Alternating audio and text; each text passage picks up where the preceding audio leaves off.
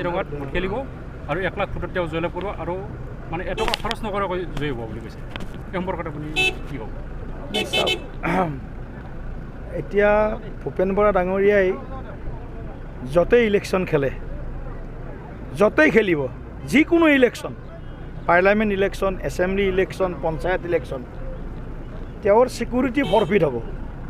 এইটো আপোনাক মই আজি কৈ থৈ দিলোঁ, য'তেই ইলেকশ্যন খেলিব ভূপেন বৰা ডাঙৰীয়াৰ ছিকিউৰিটি ফৰফিট হ'ব। তাত বাদে মই আৰু বিশেষ প্ৰতিক্ৰিয়া নিদিওঁ। আজমল সন্দৰ্ভত কি ক'ব? বাৰে বাৰে অসমীয়া জাতিক অপমান কৰিছে। এইবাৰ যদি অসমীয়া যিখন ছবিখন গামোচা বা চেলেং সেইখনক লৈ বিতৰ্ক তেওঁ সৃষ্টি কৰিছে। এই সম্পৰ্কত আপুনি কি ক'ব আজমলক? আজমল কংগ্ৰেছ মানে UDF কংগ্ৰেছ এটা মুদ্ৰাৰ ইপিঠি আৰু সিপিঠি। এতিয়া আজমলৰ লগত যাৰ ভালোবাসা আছে, আজমলৰ লগত যিয়ে অসমখনক বাংলাদেশী মুছলমানৰ বিচৰণ ভূমিলৈ পৰিণত কৰালে, তেনেকুৱা এই তথাকথিত বিৰোধী যি 15টা দল লগ হোৱা বুলি কৈছে, তাত লুৰিণজ্যোতি গগৈ ডাঙৰীয়াও আছে, তাত অখিল গগৈ ডাঙৰীয়াও আছে। এই প্ৰশ্নটোৰ উত্তৰ তেওঁলোকে দিব লাগে। আমাৰ কাৰণে আজমল বন্ধু নে শত্ৰু? অসমৰ কাৰণে, দেশৰ কাৰণে আজমল বন্ধু নে শত্ৰু?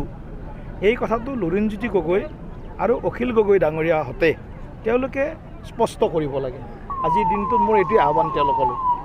কি ক'ব? আজি ৰাজহুৱা সভা আহ্বান কৰিছে আপোনালোকে, এই সভাতে আপোনাক মানৱ ডেকাই ইতিমধ্যে ভোট দিয়াৰ কাৰণে ৰাইজক আহ্বান জনাইছে। চাওক, এইটো ৰাজহুৱা সভা, এইখন আমাৰ আটাইতকৈ গুৰুত্বপূৰ্ণ সভা হ'ল যে শুক্লা চেৰফাং গোৰেশ্বৰ নৱগঠিত বিধানসভা সমষ্টিত অন্তৰ্ভুক্ত হৈছে।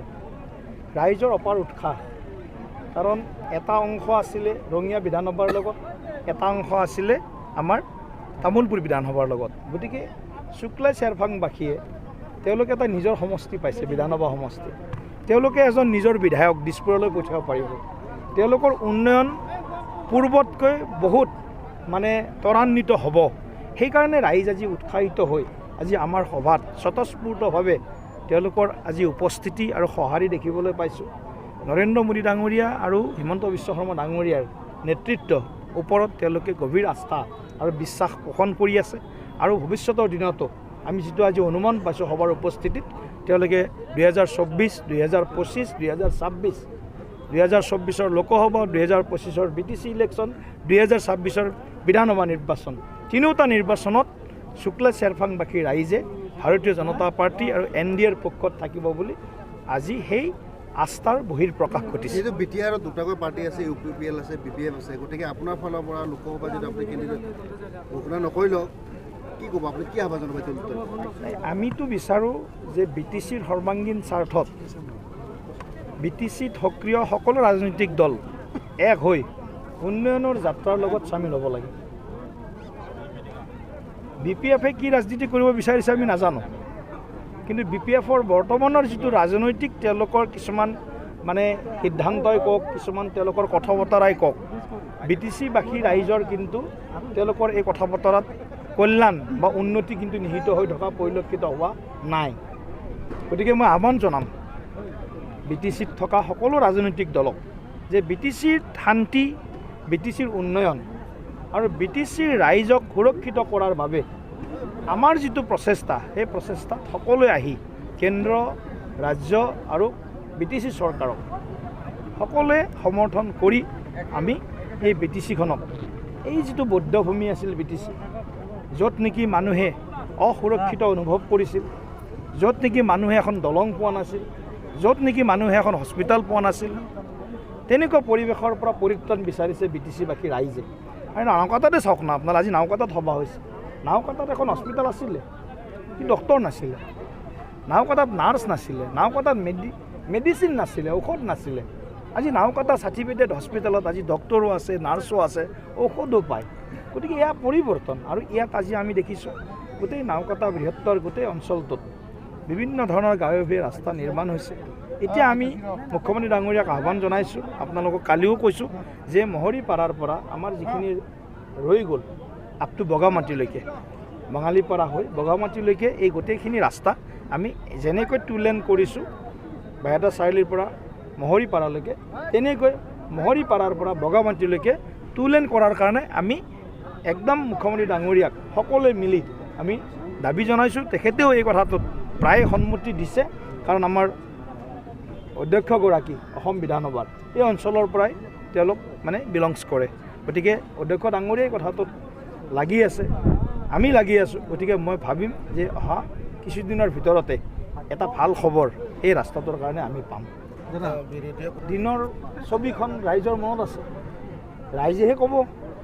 বিৰোধীয়েতো আমাক বিৰোধ কৰিবই, বিৰোধীয়ে যদি এইখিনি নকয় কি বিৰোধী হয়, হয়নে নহয়?